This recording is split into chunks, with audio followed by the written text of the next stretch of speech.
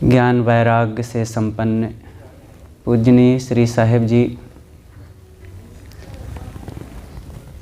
मुदमंगल में पूजनीय संत समाज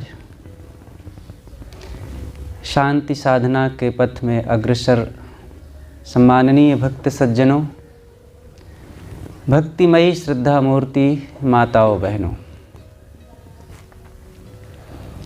सद्गुरु कबीर ने कहा है, झूठ झूठा कै डारहु मिथ्या यह संसार, तेहि कारण मैं कहत हूँ जाते होए उबार। साहब कहते हैं कि ये संसार झूठ है, इसलिए इसे झूठा समझ करके छोड़ दो। ऐसा मैं इसलिए कहता हूँ कि जिससे तुम्हारा उद्धार हो जाए।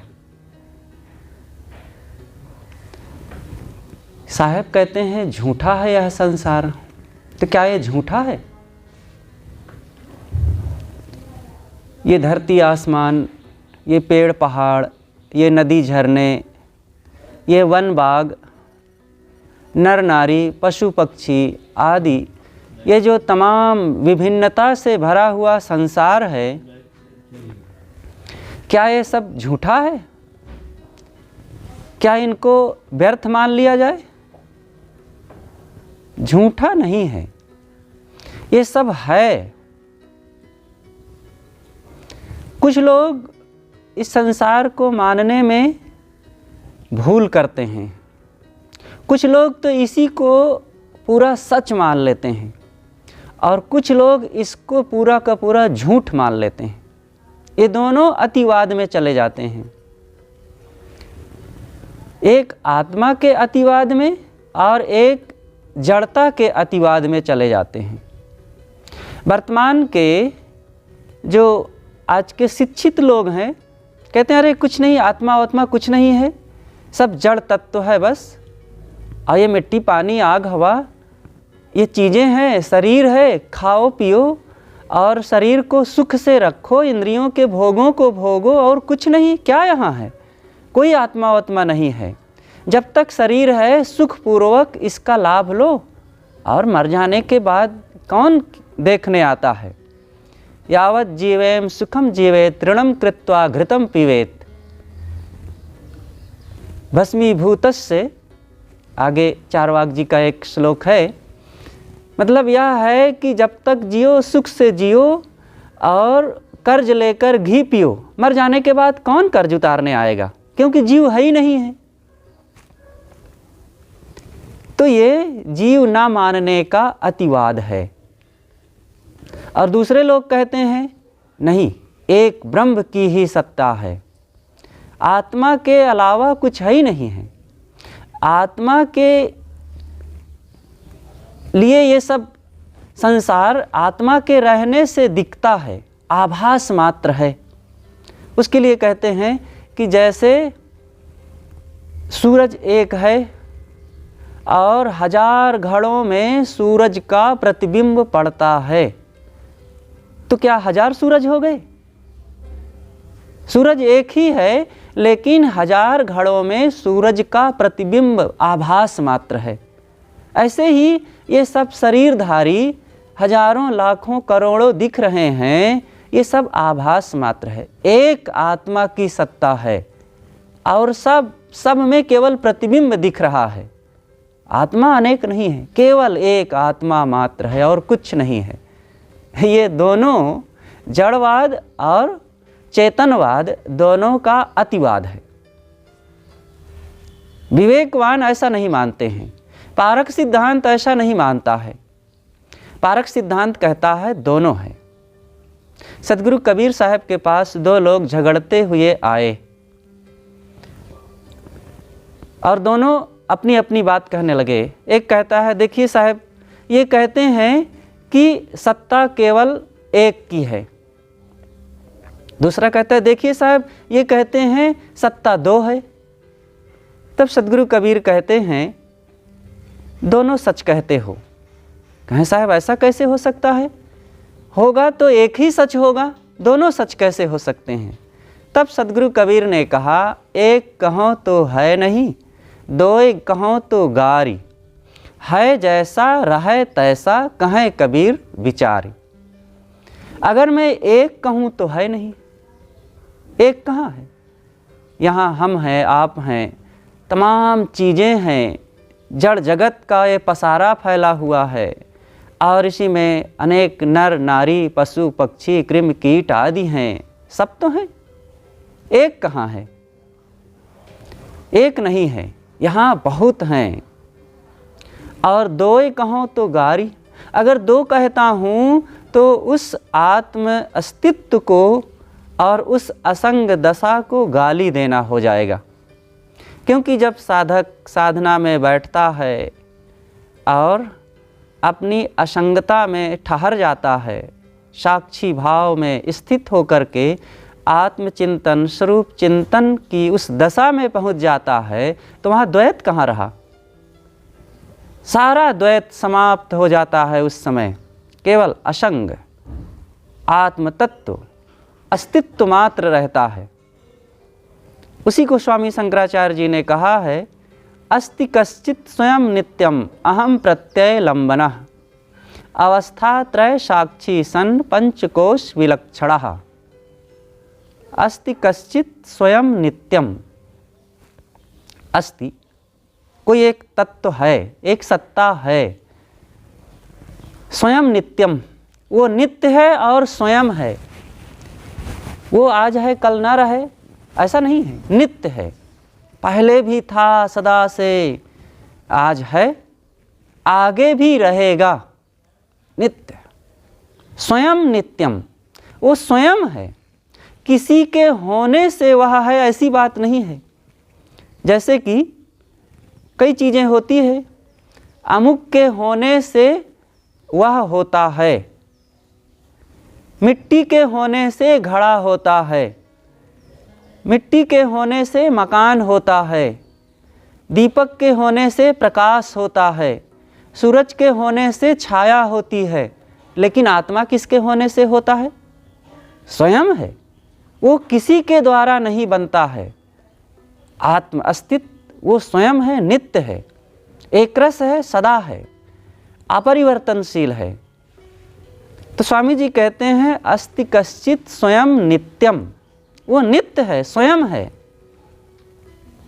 अहम प्रत्यय लंबना, वही अहम का आधार है।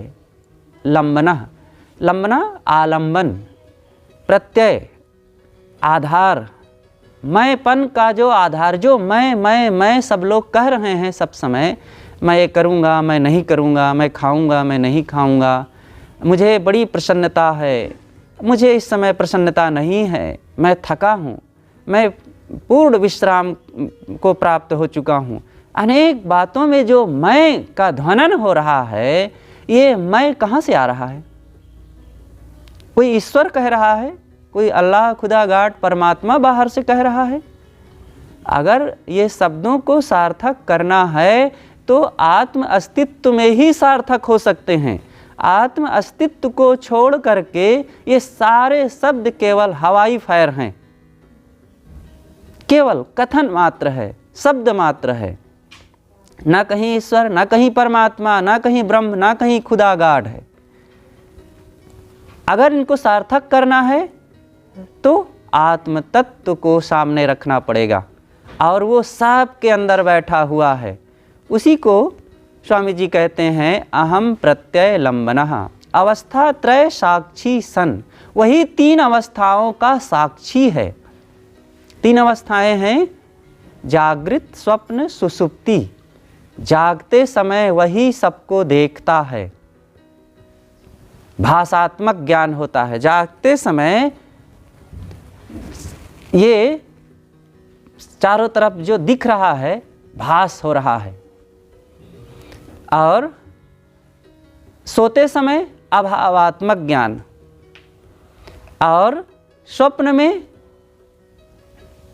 केवल आभास मात्र होता है। भावात्मक, अभावात्मक, आभासात्मक। जागते समय सब कुछ का भास होता है, सोते समय अभाव होता है, और स्वप्न में केवल आभास मात्र होता है। मतलब ऐसा लगता हो रहा है लेकिन हो नहीं रहा। और ये तीनों अवस्थाओं का ज्ञान कौन कर रहा है? जीवात्मा, वही चेतन तत्व कर रहा है।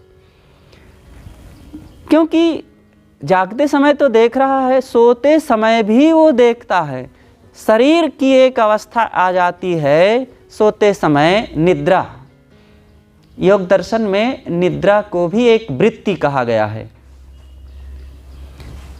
जब व्यक्ति जागता है तब तो सब कुछ जानता ही है, सोते समय वो कुछ नहीं जानता है गाढ़ी निद्रा में। लेकिन कुछ ना जानना भी एक ज्ञान है।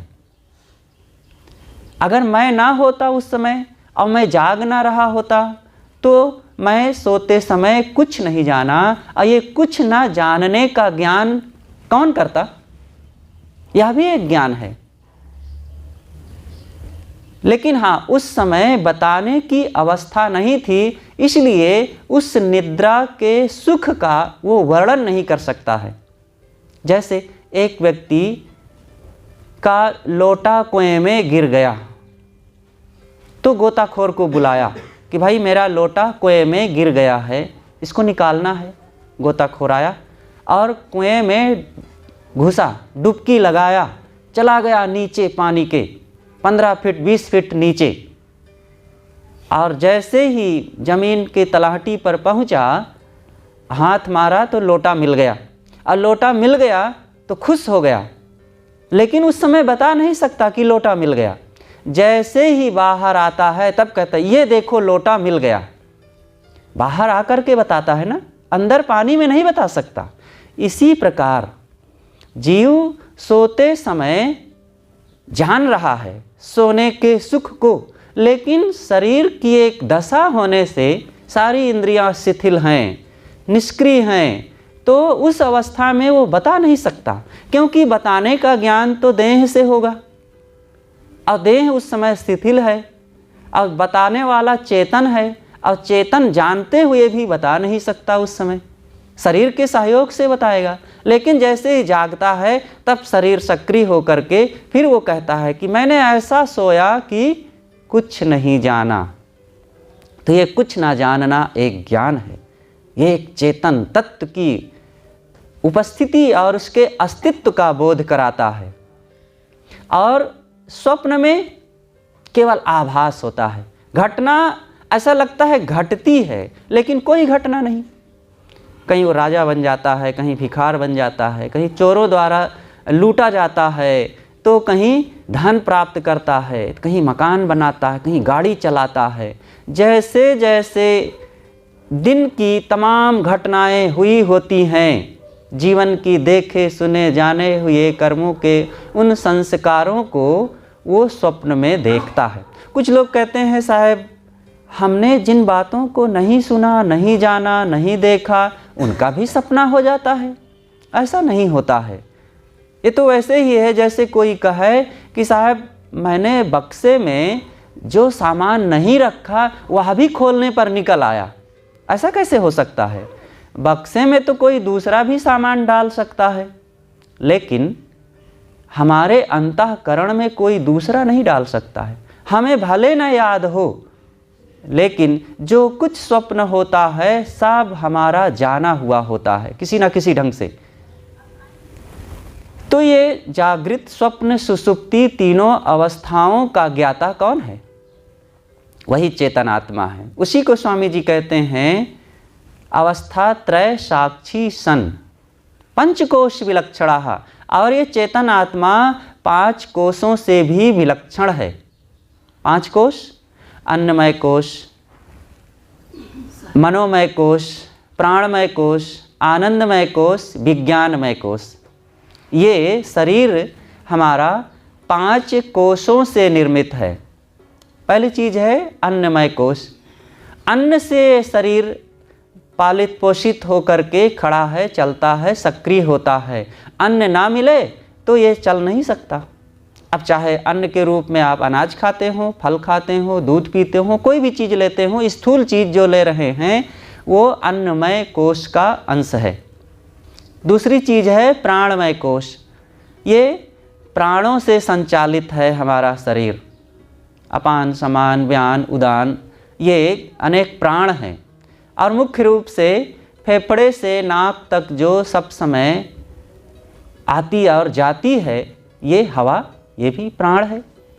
और पूरे शरीर में प्राण का संचार है। जो खून का संचार हो रहा है, चलना फिरना हो रहा है, बोल रहे हैं, और पैरों में, हाथ में, पूरे शरीर में जो गति है, इसमें से प्राण निकल जाए, जो हवाओं का अंश निकल जाए, तो कुछ नहीं हो पाएगा। तो प्राणमय कोश। तीसरा है मनोमय कोश। मन से शरीर चल रहा है। सब समय सोच सोच के, जान जान के, देख देख के, सुन सुन कर सोचते हैं, और फिर अपना और पराया का सुख और दुख का, हानि और लाभ का जो बोध होता है, तब कुछ करते हैं, कुछ छोड़ते हैं। तो ये कहाँ से हो रहा है? मनोमय कोश है। और इन समस्त क्रियाओं में सुख और दुख की जो अनुभूति होती है, वो आनंदमय कोश। विज्ञानमय कोश, ज्ञानना, रात दिन सोचना सब समय होता रहता है। तो ये 5 कोशों से विलक्षण एक आत्मा है।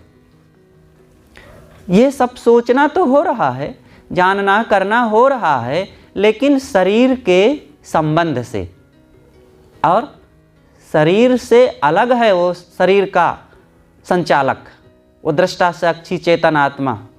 जैसे गाड़ी में बैठ करके एक ड्राइवर कभी ब्रेक लगाता है, कभी हॉर्न बजाता है, कभी गाड़ी को घुमा देता है, कभी स्पीड बढ़ा देता है, कभी स्लो कर देता है, तो कभी देखता है कांच के माध्यम से, तो और कुछ करता है। वो अनेक संसाधनों का उपयोग करता है, लेकिन संसाधन अलग हैं और साधक अलग है, ड्राइवर अलग है। ऐसे शरीर के माध्यम से ये चतुष्टय अंतःकरण, पंच ज्ञानेंद्रियाँ, पंच कर्मेंद्रियाँ, इन सब का उपयोग करने वाला कोई और है, वही है चेतन आत्मा। तो एक अगर न कहा जाए, उसमें 2 कहा जाए, तो उस आत्म तत्व को गाली देना हुआ। साहब कहते हैं, 2 ही कहो तो गारी। अगर मैं 2 कहता हूँ कि 2 की सत्ता है, तो उस आत्म तत्व को गाली देना हुआ। आत्मा एक है। जब हम असंग होकर के बैठते हैं, तो अपने आप का ही तो बोध होता है। द्वैत अगर भास रहा है, तो अपने आप में कहाँ है? हम मन के साथ जुड़े हुए हैं। इसलिए साहब कहते हैं कि झूठ झूठा कै डार हूँ, मिथ्या यह संसार, मुझ शुद्ध चेतन आत्मा के अलावा जो कुछ मेरा माना हुआ है, वो सब झूठा है। झूठा है कि नहीं, इस सबको समझना चाहिए। सारा संसार जो दिख रहा है, जन्म से मृत्यु तक हम झूठ का ही व्यवहार कर रहे हैं। जो कुछ मिलता है, इन ज्ञानेंद्रियों से जो कुछ आभास हो रहा है, कर्मेंद्रियों से जो कुछ का भोग कर रहे हैं, वो सब झूठा का पसारा है। अब देखते देखते बचपन से अब तक के न जाने कितने मित्र मिले, कितने चीज़ें मिले, कितने घर द्वार मिले, कितने स्थान परिस्थितियाँ मिली, व्यक्ति वस्तु मिले, उनमें से कितने लोग, कितनी चीज़ें और कितनी परिस्थितियाँ हमारे साथ हैं आज। कितने रुपए गिने होंगे इन्हीं हाथों से, क्या है? सब धीरे धीरे छूट जाता है। और जो आज है, ये कल छूट जाएगा। जो आज दिन है तेरा, वो कल नहीं रहेगा। हो सावधान प्यारे, कर ले भजन तू अपना। तो ये निरंतर हमारे से जो जुड़ी हुई चीज़ें हैं, संसार है, ये छूटता जा रहा है। सदगुरु कबीर ने कहा है कि कहाँ है कबीर सारी दुनिया, बिन से रहे राम अविनाशी हो। ये सारी दुनिया विनष्ट हो रही है, एक आत्मा ही अविनाशी तत्व है। कुशल कहत कहत जग बिन से, कुशल काल की फांसी हो। कहाँ ही कबीर सारी दुनिया, बिन से रहे राम अविनाशी हो। हम कुशल मानते हैं चीज़ों के संयोग को, व्यक्तियों वस्तुओं के संयोग को, इंद्रियों से जो सुख मिल रहा है, इन सब में कुशल मान रहे हैं। अब कुशल है नहीं। अगर आत्मस्वस्था नहीं है, इंद्रियों पर संयम नहीं है, आत्मबोध नहीं है, मन में शांति नहीं है, तो कहाँ कुशल है। हम भटक रहे हैं, विवश हैं, और वो जो पुराना प्रवाह चला आ रहा है जन्म मरण का, वही प्रवाह को आज भी हम कायम रखे हैं, कहाँ कुशल है। और इस प्रवाह के कायम रहने में भयंकर दुख है। आज इच्छाओं, कामनाओं, वासनाओं के वशीभूत है, और इसी वशीभूत के कारण तो ये देह मिली है, और आज भी उसी के वशीभूत हैं, फिर देह मिलेगी। और आज तो मानव जीवन है, आगे कौन जानता है हमारे कौन कौन संस्कार अभी दबे पड़े हुए हैं संचित में, और वो जग करके हमें फिर पशु पक्षी कीट पतंग और कुत्ता बिल्ली बाघ गधा घोड़ा आदि जानवरों में, उन खानियों में ले जाकर पटक दें हमें, क्योंकि संचित को कोई जानता नहीं है। अनादिकाल से जो संचित संस्कार हमारे अंदर छिपे हुए हैं, उन सब को आज इसी मानव जीवन में मिटाने का अवसर है, और वो मिटाने का काम ही नहीं हो रहा है। कोई कितना भी पुण्य कमा ले, पुण्य कमाने से मुक्ति नहीं मिलती है। तो आप कहेंगे कि अरे साहब, ये कैसी बात आप कह रहे हैं, पुण्य ना कमाए तो क्या पाप कमाए, पुण्य कमाने से तो मुक्ति मिलेगी। ये तो ठीक है, पुण्य कमाना चाहिए, लेकिन पुण्य तक ना रुक जाएं। पुण्य कमाना ये तो शुरुआत है, लेकिन पुण्य के बाद निष्कामता आनी चाहिए, संसार से पूर्ण विरक्ति होनी चाहिए, तब मुक्ति मिलती है। पुण्य से आपको जीवन निर्वाह के लिए, व्यवहार के लिए सुविधाएं मिल जाएंगी, मन का संतोष प्रसन्नता मिलेगी। लेकिन मन निष्काम जब तक नहीं होगा, तब तक जो पूर्व के संचित हैं, वो कमाए हुए सारे पाप और पुण्य के संस्कार वो मिटेंगे नहीं। वो संस्कार तब मिटते हैं जब अखंड वैराग्य हो। अखंड वैराग सुन करके किसी के मन में घबराहट नहीं होना चाहिए। अरे साहब, ये आप क्या सुना रहे हैं, ये साधु महात्मा करें जिनको करना हो, और हम लोग कहाँ कर पाएंगे। आप अनासक्ति कह लीजिए, अखंड वैराग ना कहना चाहें तो अनासक्ति कहिए, निष्कामता कहिए, बात एक है। पूर्ण अनासक्ति चाहिए। वैराग्य, सद्गुरु विशाल देव ने कहा है कि वैराग्य कोई दुख नहीं बचा करके रखता है। जिसके अंदर वैराग्य होता है, दृश्य मात्र के प्रति वैराग्य, ये योग दर्शन की भाषा है। दृश्य मात्र के प्रति वैराग्य होना चाहिए। और दृश्य क्या है? जो कुछ दिख रहा है, इन सब के प्रति पूर्ण वितृष्णा हो जाना चाहिए। सब से अपने आप को अलग समझ लो, अलगाए लो। ये सदगुरु श्री पूर्ण साहेब की शैली है। सब से, दृश्य मात्र से अपने को अलगाए लो, तब आपकी मुक्ति होगी। यही है वैराग। दृष्टा और दृश्य का विवेक। पारक सिद्धांत कहता है दृष्टा और दृश्य का विवेक करो। विवेक मतलब अलग अलग। अलग केर अलगै धरे, लहु विचार को धार। जो मेरे से अलग है उनको हम अलग समझें। अलग कहाँ मान पाते हैं, मिले रहते हैं। दृश्यों में मिल मिल करके हम आत्म अस्तित्व को भूले रहते हैं, खो देते हैं। ना पाना है ना खोना है, केवल वो बोध होना चाहिए। जड़ से पृथक मैं असंग दृष्टा साक्षी चेतन आत्मा हूँ। बस इतना केवल ध्यान रखना है। बाहर के दृश्यों को पाने के लिए, चीज़ों को पाने के लिए बड़ी मेहनत करनी पड़ती है, लेकिन अपने को पाने के लिए बाहरी मेहनत की ज़रूरत नहीं है। केवल वो सावधानी चाहिए। यही सावधानी नहीं हो पाती है, क्योंकि अनादिकाल से हमें अपने चित्त को दृश्यों में मिलाने की आदत हो गई है। वही बारंबार हम अपने आप रह ही नहीं पाते हैं। कहीं शब्द के साथ, कहीं रूप के साथ, कहीं स्पर्श के साथ, कहीं गंध के साथ, तो कहीं स्वाद के साथ मिले रहते हैं। मिल मिल करके हम अपने को सदैव खोए रखते हैं। अब मैं अनमिल हूँ, ये चेतन आत्मा अनमिल है सबसे। और जब तक हम मिले रहेंगे सब में, तब तक अपने को भूले रहेंगे।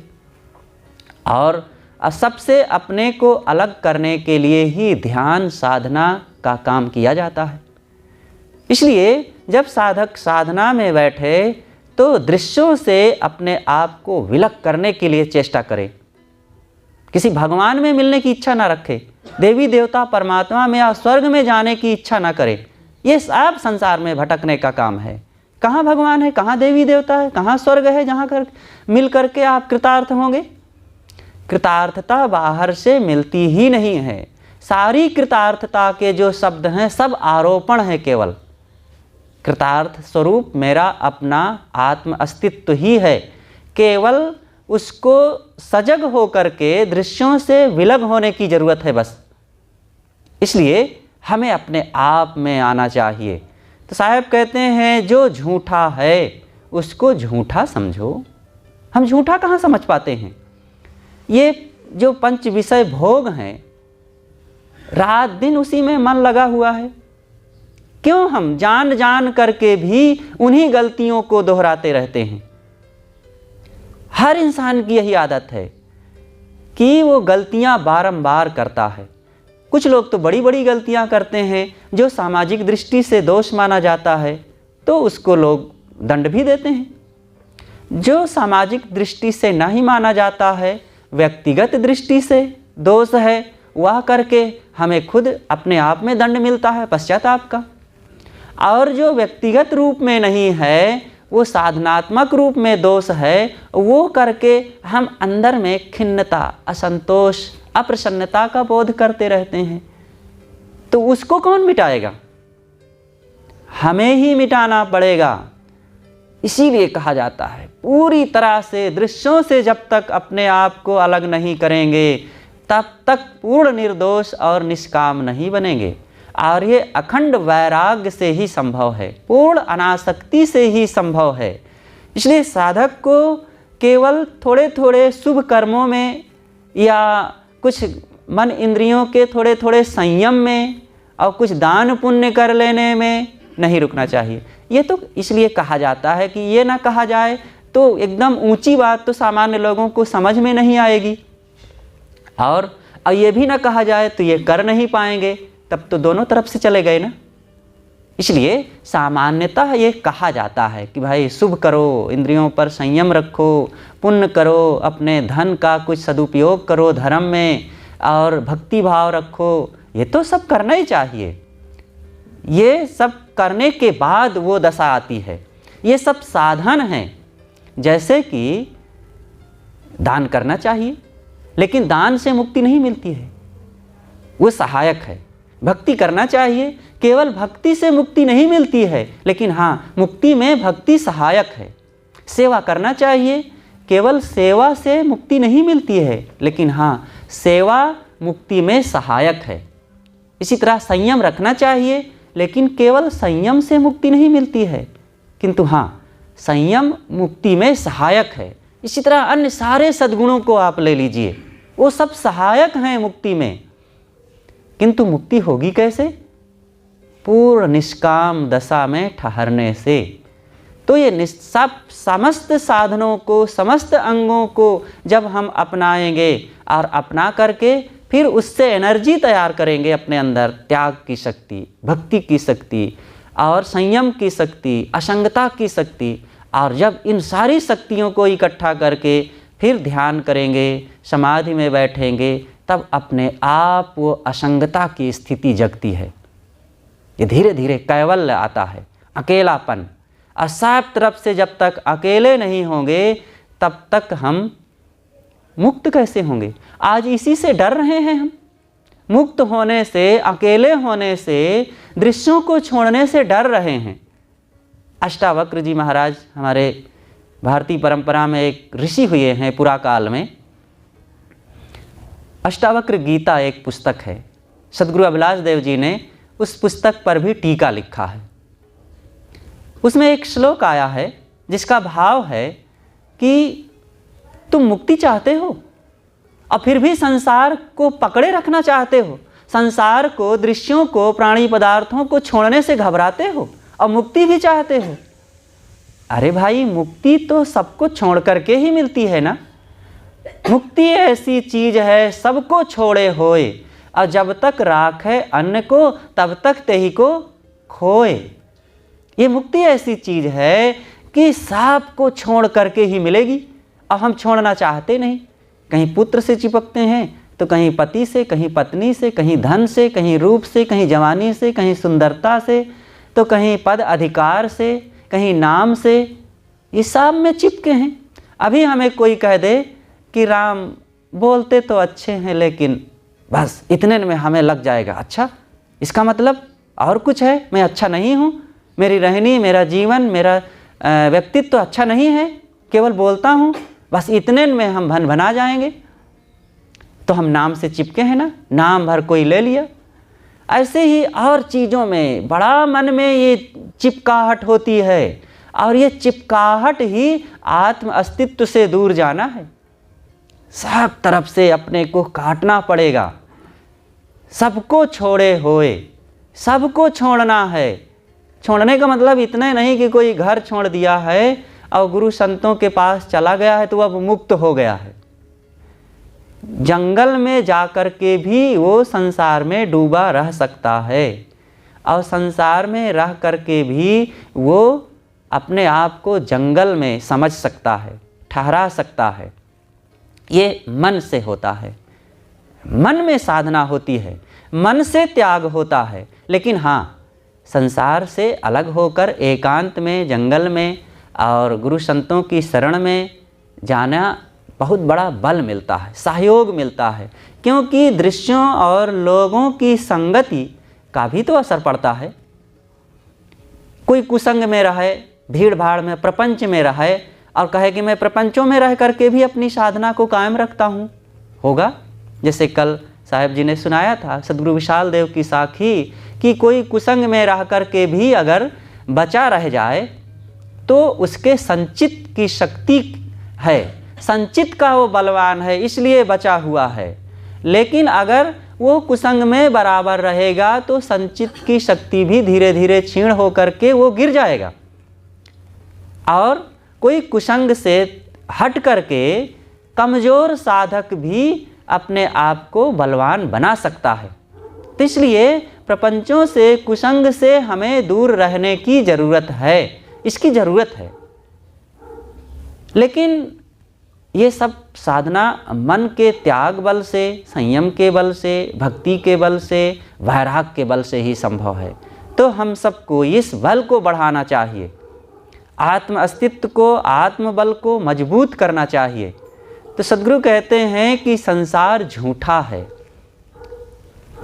और ये तो सबको पता चल जाता है। कौन ऐसा है कि ये नहीं जानता है कि संसार झूठा नहीं है? साधारण अबोधी आदमी कहते हैं कि कोई जब मर गया पड़ोस में, गांव में, तो दूसरे लोग रोते हैं, उनके स्वजन लोग, और वे समझाने आते हैं, अरे भैया रो मत, संसार झूठा है, कोई किसी का नहीं है। साधारण लोग भी तो ऐसा कह देते हैं, लेकिन उन्हीं के घर में जब कुछ घटना घटती है तो वो खुद रोते हैं। तब वो रोने वाले जो अभी रो रहे हैं वो समझाने के लिए आते हैं। तो एक दूसरे को ऐसे समझते समझाते हैं, लेकिन ठहरता कोई नहीं है कहीं। तो ये तो सब जानते हैं कि संसार झूठा है, लेकिन आज जागते जागते, जीते जीते, समझते समझते हम उसमें ठहरें और अपने मन को उन सब से अलग करें। और ये मिथ्या संसार है। मिथ्या कहने का मतलब ये नहीं कि दृश्य है ही नहीं है कुछ, ये दृश्यों का उपयोग कर रहे हैं, इनको हम ना होने की फूंक मारकर कैसे उड़ा सकते हैं? अद्वैत ब्रह्मवादी तो यही करते हैं। समय समाप्त हो रहा है, लेकिन एक गुरु जी की घटना कह करके मैं समाप्त करता हूँ कि गुरुदेव जी जब हमारे काशी में रहते थे, प्रकाशन के दरमियान सन 1960 से 75 तक सद्गुरु अभिलाष देव जी काशी में ज़्यादा रहे हैं। 15 दिन, 20 दिन और महीना भर, कभी कभी 6-6 महीना लगातार वहाँ रहते रहे। जब वहाँ रहते थे तो मैदागिन नाम का एक पार्क है, वहाँ शाम को घूमने चले जाते थे। तो घूमने जाएं तो कभी कभी वहाँ दूसरे लोग भी आते थे, तो वे आपस में कुछ चर्चाएं करते थे। तो अद्वैत ब्रह्मवादी लोग भी आते थे, 8-10 लोग आते थे, सब प्रौढ़ होते थे, करीब 45 से 60 साल के बीच वाले। आवें तो अद्वैत ब्रह्म पर खूब चर्चा करें। तो जब चर्चा करें तो सब एक श्लोक बोले तो दूसरा भी उसी के साथ बोल दे, तीसरा, सब बोलने लगे, कोई सुने ना किसी का, केवल श्लोक पर श्लोक बोलें। और फिर अंतिम में कहें मैं शुद्ध ब्रह्म हूँ, इतना ज़ोर से कहें। तो इतने में एक पेड़ के नीचे बैठे थे, ऊपर से कौवा उनके ऊपर बीट कर दिया। तो कहते अरे पक्षी बीट कर दिया। तो दूसरा कहता अरे सब ब्रह्म ही है, क्या बीट है, क्या कुछ है, देखो ब्रह्म तो है। कहते हैं मैं शुद्ध ब्रह्म हूँ, मेरे अलावा कुछ नहीं है। लेकिन उनको बीट का पता चल गया ना कि बीट है। अरे भाई, संसार को अद्वैतवाद की फूंक से उड़ाया नहीं जा सकता है। जो व्यवहार है, संसार है, वो संसार रहेगा। गुरुदेव जी कर्नलगंज में थे, हमारे भक्तराज श्री अरुण जी वो आते रहते हैं, कई लोग जानते होंगे। तो उनका वो बाज़ार, वहाँ बहुत गुरुदेव जी का जाना होता रहा। वहाँ भी वेदांतियों का गढ़ था। तो एक बार 3 दिन के लिए गुरुदेव जी वहाँ गए, कार्यक्रम हुआ, चलने लगे, स्टेशन पर आए तो एक पंडित जी दौड़े दौड़े आए, राम लौटन पंडित, वेदांती थे वे। तो कहें अरे महाराज हमें पता ही नहीं चला। गुरुदेव जी कहें कि 3 दिन हो गया, तुम कहाँ रहे। बड़े सब मुखर लोग थे वे। तो गुरुदेव जी उनको डांट डपट देते थे और अधिकार पूर्वक कह देते थे। कहा 3 दिन हो गया सत्संग हुआ, तुम कहाँ रहे। कहें काकरे साहब हम घर में घुसरा रहे, हमें कुछ पता ही नहीं चला, और आपका सत्संग हो गया, हम मिल भी नहीं पाए। तो स्टेशन पर बैठे, कुछ देर बात हुई। तो कहें कुछ ध्यान साधना करते हो कि नहीं। तो कहते हैं क्या ध्यान करूं, सब मेरा ही स्वरूप है, किसका कौन कैसे ध्यान करे। तो गुरुदेव जी कहते हैं अच्छा सब तुम्हारा ही स्वरूप है, ये घास का गट्ठर पड़ा है, ये लकड़ी रखी हुई है, ये टेबल पड़ा हुआ है, ये कुर्सी है, और रेलवे लाइन पर देखो ये टट्टी पड़ी हुई है, सब तुम्हारे स्वरूप है। तो कहते हैं शास्त्रों में अलग अलग भी कहा गया है। तो गुरुदेव जी कहते हैं आप मानते क्या हैं। कहें अरे महाराज हम शास्त्र पढ़ते हैं, यह लिखा है वह लिखा है, पढ़ लेते हैं, अब क्या बताएं क्या मानते हैं, कुछ समझ में नहीं आता है। लेकिन इसी में बड़ा सुतार लगता है कि सब मेरा ही स्वरूप है, ऐसा कह देने से बड़ा सरल लगता है। तो बड़े बड़े विद्वानों को भी कुछ बोध नहीं रहता है कि क्या आत्मा है, क्या अनात्मा है, क्या भगवान है, क्या परमात्मा है, क्या त्याग करें, क्या ग्रहण करें, क्या कल्याणकारी, क्या अकल्याणकारी। बस इंद्रिय वेग से जी रहे हैं, और वेग में जीने से तो कल्याण नहीं होगा। मन की वो किचकिच तो नहीं मिटेगी ना, क्लेश तो नहीं समाप्त होगा, फिर मुक्ति कहाँ होगी। और साहब यही कहते हैं कि ते ही कारण मैं कहत हूँ जाते होए उबार, अपने कल्याण के लिए संसार के दृश्यों से अलग हो, क्योंकि वो अलग है, आजकल में अलग हो करके वो रहेगी। इसलिए पहले से उन सबको अलग समझ करके अपने आप में ठहरो, तभी शांति मिलेगी और तभी कल्याण की वो दशा को इसी जीवन में सफल कर सकते हो। नहीं तो जीवन ये बड़ा अनमोल है, केवल इसी मानव जीवन में ये संभव है कि सदा सदा के लिए हम दुखों से मुक्त हो सकते हैं। अनंत पीछे जो बीता हुआ समय है, कब से भटक रहे थे, उन सारा हिसाब चुकाने के लिए, और आगे जो भटकना है अनंत काल तक, वो सब को खत्म करने के लिए केवल आज अवसर है, मानव शरीर। और इसी में हम बस ये खाने पीने, देखने, सुनने, लेने देने, मिलने जुलने और इंद्रियों के भोगों में, इसी में गंवाए दे रहे हैं समय को, बड़ी साधारण स्थितियों में। वही सिक्के की खनक में तू हीरा गंवा रहा है, तो हम हीरे को ना गंवाएं। ये बहुत चंद्र लाभ को बड़ा लाभ ना समझ करके आत्म लाभ को बड़ा लाभ समझें, और वो त्याग बल, वैराग्य बल, अनासक्ति बल से संभव है। और यह काम आज बड़े शौक से श्रद्धापूर्वक सबको करना चाहिए। बस अपनी बातें यहीं पर समाप्त करता हूँ। बोलिए सद्गुरुदेव की जय।